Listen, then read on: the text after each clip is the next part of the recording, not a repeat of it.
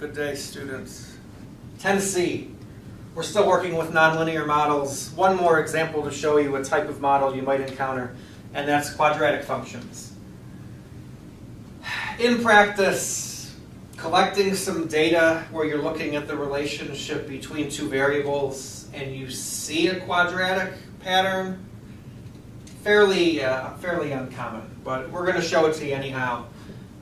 Quadratic data is uncommon in statistics settings, but if you encounter it, you're looking for that familiar parabolic shape.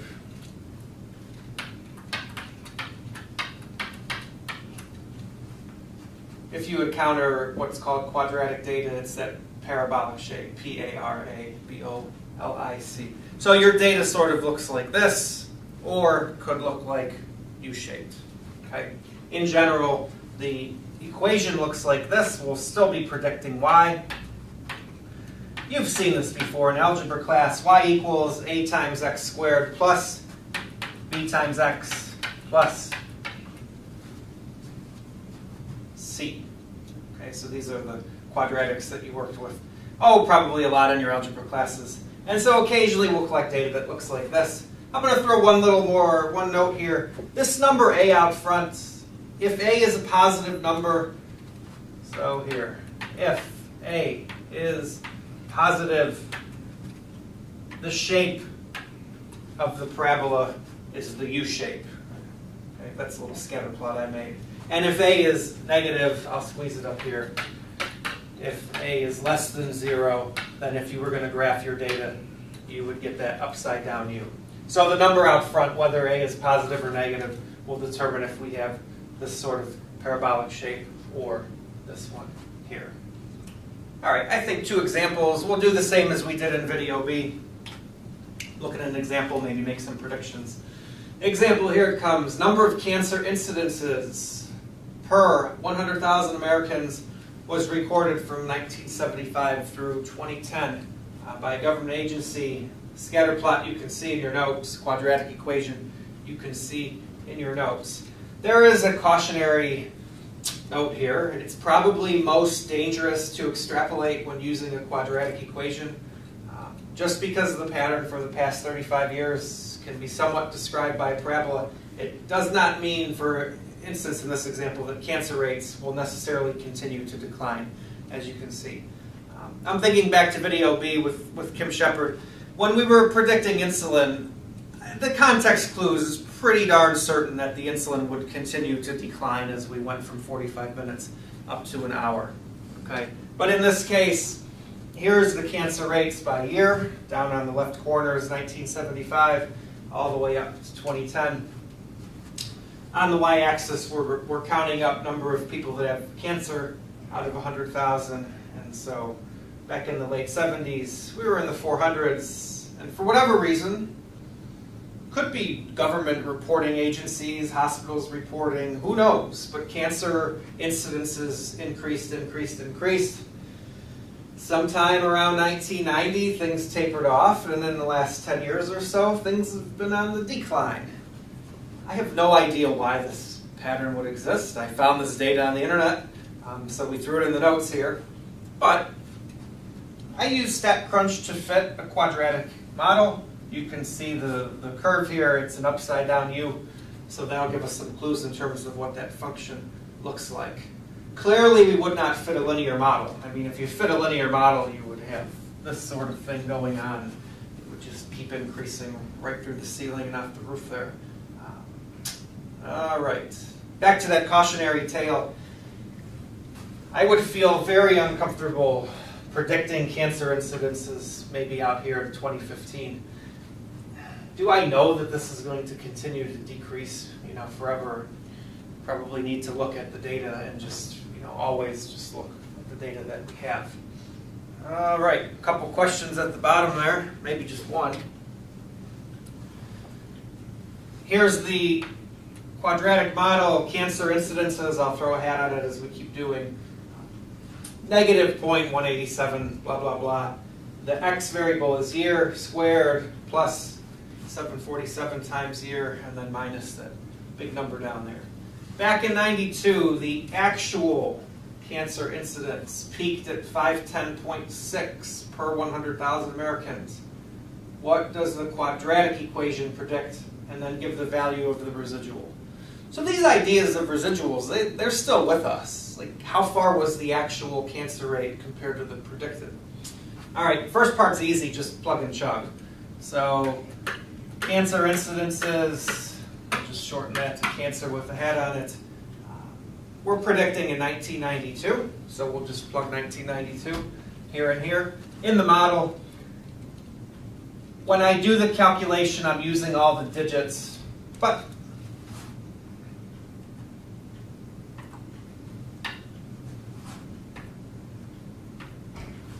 when I do the calculation, I'm going to use all the digits, but when I write this out, I'm going to just truncate this down. So if there's a little rounding error, that's what you're seeing.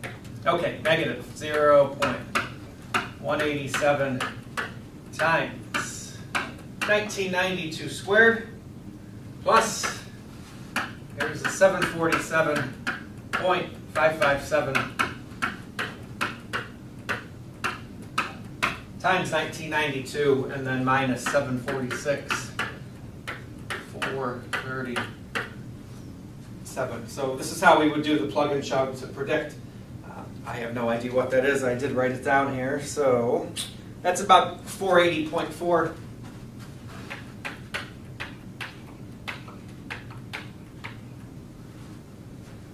That's what the quadratic model would predict for 1992. So cancer incidences per 100,000 Americans, 480.4, based on the model. Let me show you what that looks like. Go back to the scatter plot.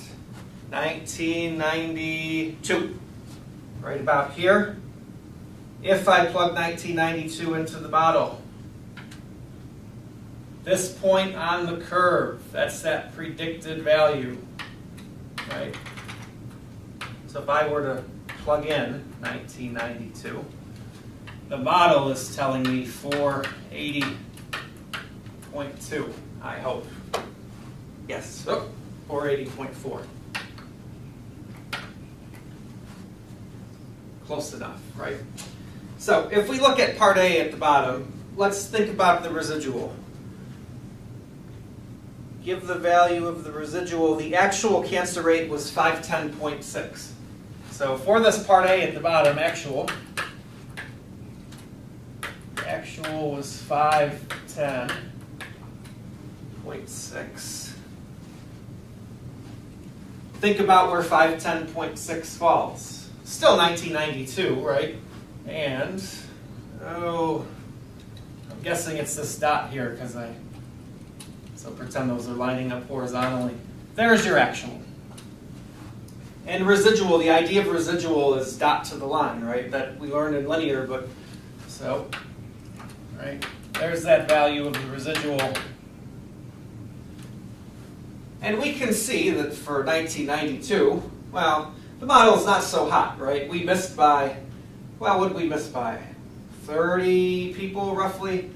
If I take actual minus predicted, I would take the 510.6 minus the 480.4 and get the value of the residual. And you can see that we're missing by about 30 people per 100,000.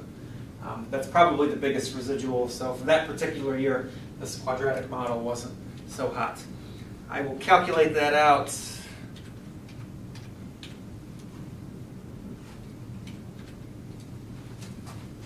Squeeze it down here at the bottom of that page, that residual. It's still y minus y hat. It's still actual minus predicted. So the actual was the 510.6. The predicted from the model, 480.4. And if you subtract those, looks like 30.2. Yep. There it is. 30.2 cancer incidences. Okay. So the ideas are the same. It's just a quadratic model as opposed to a linear model, but residuals, there it is. Okay, one last example. We'll wrap up lesson number 10. Quadratic, possibly, how many data points do we have? 1, 2, 3, 4, 5, 6.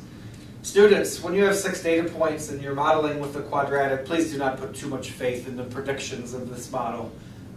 USA Today reported number of juvenile violent crime arrests by year for about a decade. I found 6 values on a USA Today webpage that had some historical data. 350 up to 500. This has to be per 100,000 juveniles or something. This can't be for the whole country for the whole year. I'm not sure what the units were. I couldn't find them. I'm uncomfortable with this model, but just to find a second quadratic example, you can see the pattern is sort of increasing, tapering off, and then decreasing. So we did fit a quadratic model, though please don't use this for prediction because, well, there's a lack of data, and who knows what that pattern would look like if I filled in the blanks. You've got the equation here. Part A used the equation to predict violent crimes 1997. Do we have any reason to put faith in this prediction? Violent crimes, negative 6.51 times year squared, plus and minus. We plug in 1997. So here, VC, violent crimes with the hat on it. Negative 6.513 times 1997 squared plus 25. 967.555. Plug in 1997. Again there. And finally, minus 25,881,314. This calculator exercise here. Plug and chug. If you do it, I got 423.4.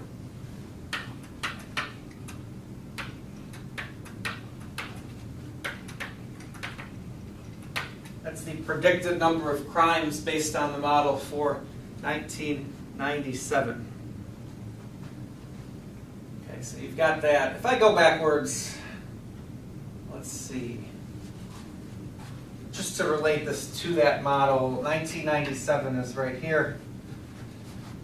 When we plug in 97 to the model, we're getting this on the smooth curve here. Okay. So there's your predicted value. Just because these 2 points are falling on the very close to the model and the predicted smack dab in the middle, it sure looks like that's the pattern, but think to yourselves, common sense. Do I really know that violent crimes would just fall exactly on that model? Couldn't you imagine that there were that many violent crimes reported that year, or even something down here? All right, so that's quadratic. It was quick, hopefully painless. A couple concluding remarks, and then we're going to completely change gears in this course. We'll move on to probability. Here they come. Concluding remarks. When choosing between linear models, exponential, quadratic, you must first always do something to see which model is most appropriate. You have to look at a picture. Always graph first.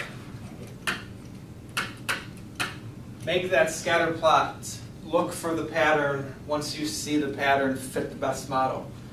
If a linear model is appropriate, then we can measure the fit of the model by looking at R squared. Think back to lesson 9. We did a lot of R squared at the end. Higher is better. It can top out at 100%. The higher R squared, the better. It means your model has more predictive value.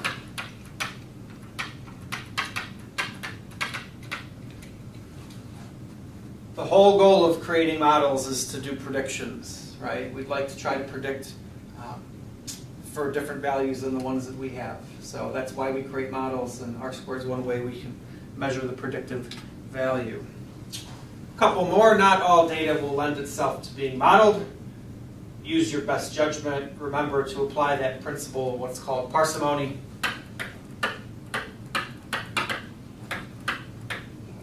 Parsimony says pick the simplest model that does the job. If you have a choice between a simple model and a complicated model, pick the simpler one, as long as they both do the job.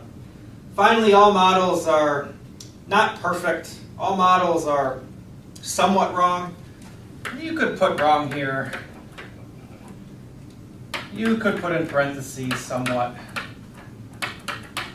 Models are generalizations. We're using data, which is a sample of a whole population, to sort of generalize. So obviously, when we're working with just sample data, whatever we come up with, whether it's a straight line equation or something else, we'll have errors. Errors are captured by the residuals.